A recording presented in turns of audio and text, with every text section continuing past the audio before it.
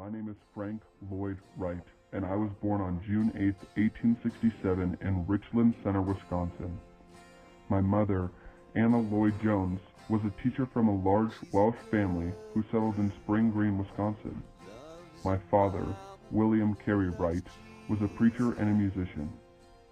My family moved multiple times before settling in Madison, Wisconsin when I was 12 years old.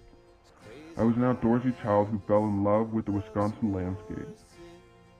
I graduated public school in 1885. Shortly after this, my parents divorced and my father moved away. I would never hear from him again. I enrolled in the University of Wisconsin at Madison to study civil engineering. In order to pay for my tuition, I worked for the dean of the engineering department. I assisted acclaimed architect Joseph Silsby with the construction of the Unity Chapel. At this point, I wanted to become an architect. I dropped out of school to go work for Silsby in Chicago. A year later, I became an apprentice and assisted Sullivan with much of his work. Sullivan, known as the father of skyscrapers, and I had a contract setting rules and guidelines for our partnership. However, in 1893, I breached our contract by accepting private commissions for designing homes. This resulted in both of us going our separate ways. In 1889, I was 22 years old. I married 19-year-old Catherine Tobin. We would have 6 kids together. I designed a series of resident and public buildings. They were single-story homes with low-pitched roofs. One of my greatest accomplishments was the Robbie House in Chicago and the Unity Temple in Oak Park. After 20 years of marriage, I abandoned my wife, children, and practice and moved to Germany. After putting multiple portfolios together, I raised my international profile as one of the leading living architects. In 1913, I returned to the United States and designed a home in Spring Green.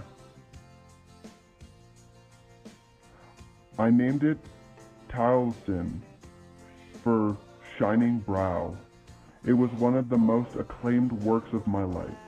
However, in 1914, when a deranged servant set fire to the house, burning it to the ground, I was forced to move on. The next year, in 1915, the Japanese emperor commissioned me to design the Imperial Hotel in Tokyo.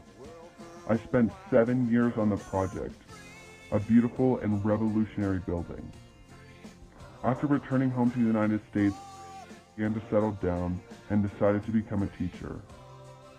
5 years after I became a teacher, me and my apprentice created Towson West, a residence and studio in Arizona that housed the Towson Fellowship during the winter months. Then, in 1935, I suddenly began to burst back onto the public stage to design many of the greatest buildings in my lifetime.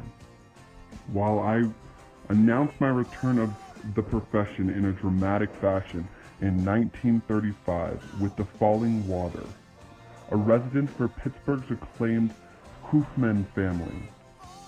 Falling Water is marked by a series of balconies and terraces constructed atop of a waterfall in rural southwest Pennsylvania.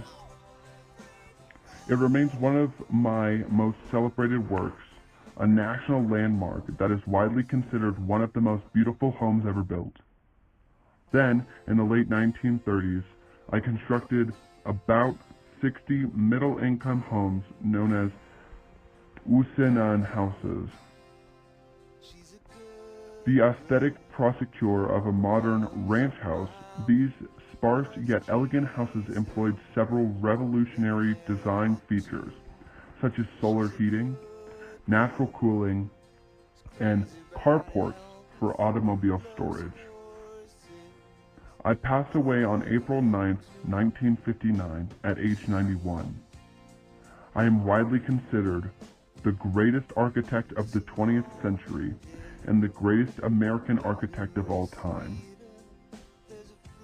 I perfected a distinctly American style of architecture that emphasized simplicity and natural beauty in contrast to the elaborate and ornate architecture that had prevailed in Europe. I designed more than 1,100 buildings during my lifetime, while nearly one-third of which I designed in my last